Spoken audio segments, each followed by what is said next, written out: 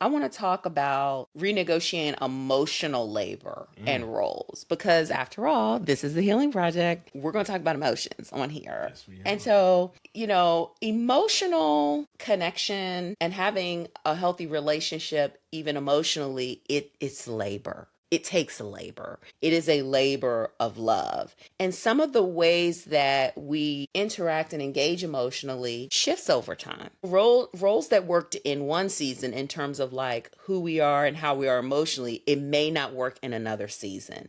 And we all know that, right? One of the common things that I hear from people relationally, and this shows up a lot in people talking to me about their friendships or their relationship with their family members, is oftentimes a lot of people I work with, there's an imbalance because maybe they really care about someone and they love someone, but as they're healing and growing, what they recognize is that some of the people who they're really close to and that they are there for them emotionally, those people are not there. They don't return that. They're not reciprocal. They can't hold space for them emotionally. They literally take up all of the emotional space in the relationship. And so they are coined the listener, right? The soother, the comforter. And this person is the taker of that emotional equity. But there's no giving ever. There's no listening. There's no room or invitation to share. There's none of that. And so stuff like that can feel imbalanced, right? Or just too heavy. And maybe it's not that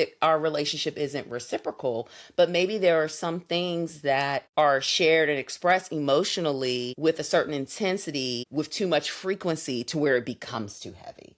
Because I do believe that there is a level of heaviness, even emotionally, that people can show up with. And it doesn't matter whether it's a marriage or a friendship or whatever. If it's too heavy, it's too heavy. And sometimes you need to let folks know, Yep. that this is, I love you and I care and I want to be here for you. Oftentimes this feels like a bit much more than how I can be helpful to you. Or it wipes me out for 2 and 3 days and then we're both wiped out.